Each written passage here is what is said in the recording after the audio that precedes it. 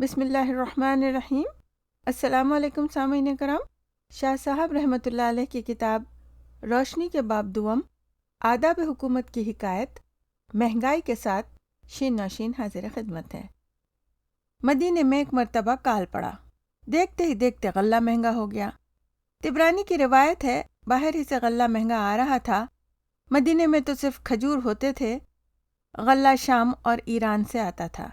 غلہ مہنگا دو طرح سے ہوتا ہے، جن میں ایک مصنوعی قلت ہے۔ بیوپاری یہ قلت پیدا کر دیتے ہیں۔ یہ سخت گناہ ہے۔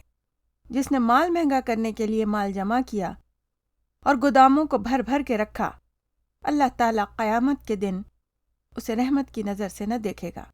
یہ اپنی جگہ بڑا وحشیانہ فعل ہے۔ اللہ کے بندے دانے دانے کے محتاج ہو جاتے ہیں، اور انہی میں ایک آدمی اپنا بینک بیلنس بڑھانے کے لیے غلہ چھپا دیتا ہے۔ یہ بربریت نہیں تو اور کیا ہے؟ کچھ زیادہ دن نہیں گزرے، انگریز ہندوستان پر حکومت کرتا تھا، تو دوسری عالمگیر لڑائی کے زمانے میں بنگال میں قحط پڑا۔ بڑا سخت قحط تھا۔ لوگوں نے اپنے بچے بیچ دیے، عزتوں کو نیلام کر دیا، لیکن مہاجن غلے کی ذخیرہ اندوزی کر کے اپنی تجوریاں بھرتے رہے۔ انگریز حکام کو رشوتیں دے کر کچھ مسلمان سرمایہ داروں نے بھی بڑا پیسہ کمایا۔ ان کی یہ کمائی دوزخ کے انگارے ہیں۔ غلہ مہنگا ہونے کی دوسری صورت یہ ہے کہ کوئی قدرتی آفت پڑ جائے، بارشیں نہ ہوں، فصلیں تباہ ہو جائیں، کھیت جل جائیں۔ ایسی صورت میں غلہ مہنگا ہو جائے تو اس میں آدمی کی بہیمیت کو دخل نہیں ہوتا، یہ قابل معافی ہے۔ سنن ابو داؤد میں حضرت انس بن مالک رضی اللہ تعالیٰ عنہ کی روایت ہے، مدینے میں قحط پڑا تو لوگوں نے عرض کیا، یا رسول اللہ صلی اللہ علیہ وسلم، نرخ بڑھ گئے ہیں، آپ ہمارے لیے غلے کے دام مقرر فرما دیں۔ ارشاد ہوا کہ اللہ ہی نرخ مقرر کرنے والا ہے، تنگی یا کشادگی اسی کی طرف سے ہوتی ہے۔ میں چاہتا ہوں کہ میں اللہ کے حضور اس حال میں جاؤں کہ تم میں سے کوئی مجھ سے کسی بات کے بدلے کا طلبگار نہ ہو جو جان یا مال کے سلسلے میں ہو۔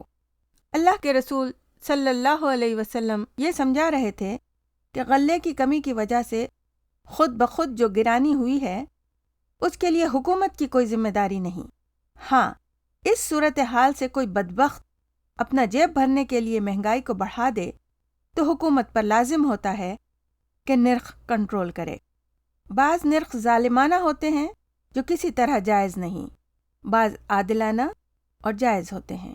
اگر نرخ مقرر کرنے سے تاجروں پر ظلم ہو تو یہ جائز نہیں، لیکن مصنوعی قلت پیدا کر کے ناجائز منافع خوری کے لیے کوئی تاجر یا تاجروں کا گروہ اجارہ داری سے کام لے تو ایسی اجارہ داری کو توڑنا اور قیمتیں مقرر کرنا عادلانہ کام ہے، اور فوراً اسلامی حکومت کو اس کا اقدام کرنا چاہیے۔ اگر ایسا نہ کیا جائے تو اس علاقے کے حاکم گنہگار ہوں گے، اور عوام کو حق ہوگا کہ ان سے باز پرس کریں۔ جو باز پرس اللہ تعالیٰ کی طرف سے ہوگی وہ الگ ہے۔ اسلام جہاں ظلم سے روکتا ہے، وہیں یہ حکم بھی دیتا ہے کہ اپنے پر ظلم نہ ہونے دو۔ ہر مسلمان کو حکم ہے کہ اپنے بنیادی حقوق کی حفاظت کرے۔ جب مصنوعی قلت کے ذریعے دام بڑھا دیے جائیں تو حکم ہے کہ مہنگے داموں سودا نہ خریدا جائے، اور ایسی صورتیں اختیار کی جائیں کہ معاشرے سے کالے چور اور ذخیرہ اندوز ختم ہو جائیں۔ اسلام فلاحی مملکت کا قائل ہے، اس لیے سربراہ مملکت کی یہ دینی ذمہ داری ہے کہ وہ سماج دشمن عناصر کا قلع قمع کر دے۔ اسلام مسلمانوں کو دین اور دنیا دونوں میں محتاط رہنے کا حکم دیتا ہے۔ جن باتوں سے معاشرے میں بگاڑ پیدا ہو انہیں دور کرنے کے لیے مل جل کر کوشش کرنے کا حکم ہے، لیکن ہر موقع پر اس بات کا خیال رکھنے پر زور ہے کہ برائی کو ختم کرنے کے لیے ظلم اور زیادتی کو اختیار نہ کیا جائے۔ اصلاح میں ظلم نہیں، عدل ہوتا ہے، عداوت نہیں، اخلاص ہوتا ہے۔ یہی توازن اسلام کی خوبی ہے۔ شاہ صاحب رحمۃ اللہ علیہ کا مضمون یہاں ختم ہوا۔ اللہ تعالیٰ ان کو اپنی جوار رحمت میں جگہ عطا فرمائے، آمین ثم آمین۔ سامعین کرام، شاہ صاحب کے مضمون کے تناظر میں اب کچھ میرے قلم سے۔ آپ جانتے ہیں کہ میں ہوں شین نوشین۔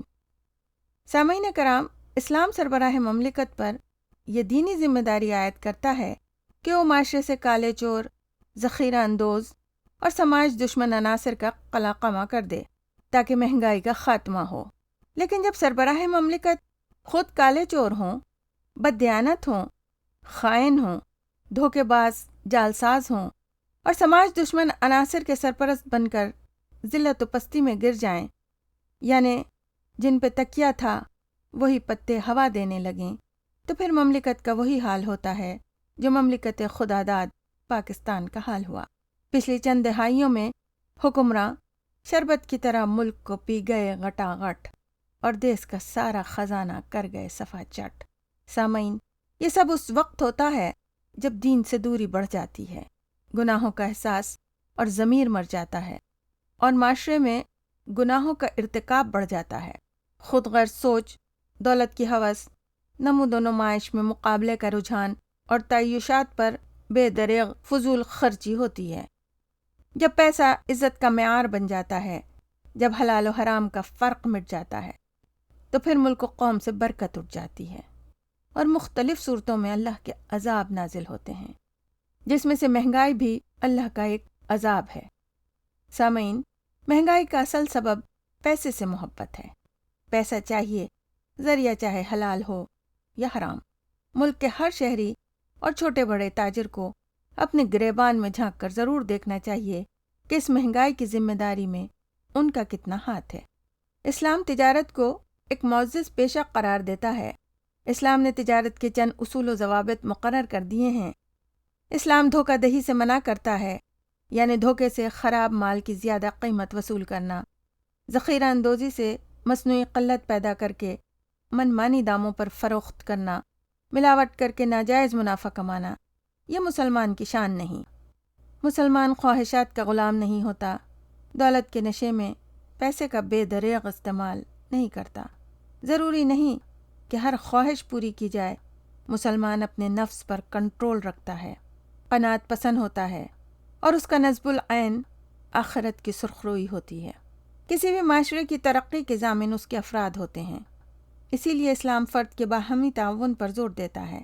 عزیز و اقارب، پڑوسی، دوست احباب، مہمان، مسافر، یتیم، بیوہ، غریب، مسکین، سب کے حقوق متعین کرتا ہے، زکوٰۃ کا نظام دیتا ہے۔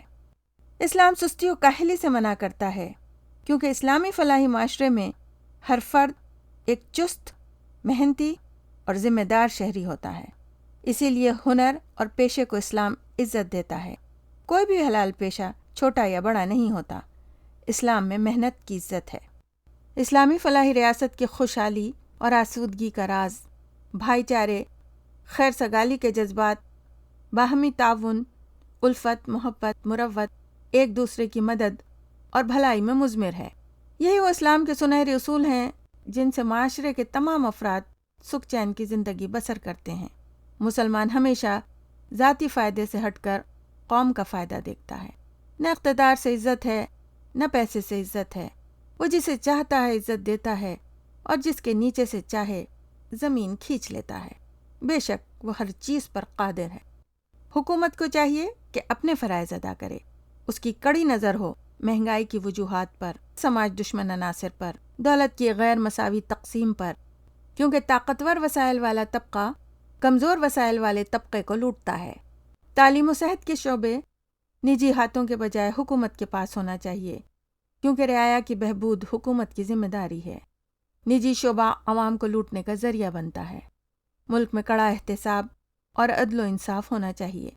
مہنگائی روکنے کے لیے اسلام نے نعم البدل تلاش کرنے کا حکم دیا ہے، یعنی اگر گوشت مہنگا ہے تو پروٹین کے حصول کے لیے دال استعمال کی جائے، کشمش مہنگی ہو گئی ہے تو اس کی جگہ کھجور کا استعمال کیا جائے، لیمو، املی اور امچور میں جو سستا ہے اس کا استعمال کیا جائے۔ اپنے اپنے گھروں میں کچھ سبزی پھل خود لگائے جائیں، خود کھائیں اور کچھ ضرورت مندوں میں تقسیم کر دیں۔ اسی کو کہتے ہیں ہم خرما و ہم ثواب، یعنی کھانے کو بھی ملا اور ثواب بھی ہوا۔ جب مہنگی اشیاء کا استعمال کم ہوگا تو اس چیز کی قیمت خود بخود نیچے آ جائے گی۔ حکومت اور رعایا اپنے اپنے فرائض ایمانداری اور اسلامی احکامات کے مطابق ادا کریں۔ فرض ادا ہوں گے تو حقوق بھی ملیں گے، یہی قانون فطرت ہے۔ عوام کا سب سے اہم فرض ووٹ کا صحیح استعمال ہے۔ صحیح حکمراں منتخب کریں گے تو ان سے بھلائی کی توقع بھی کریں، ورنہ ببول کا درخت لگا کر پھل کی امید حماقت ہے۔ معزز سامعین، دعاؤں کی طلبگار ہوں اور امید کرتی ہوں کہ کامنٹ، سبسکرائب، لائک اور شیئر کا سلسلہ جاری رہے گا۔ اللہ ہم سب کا حافظ و ناصر ہو، آمین۔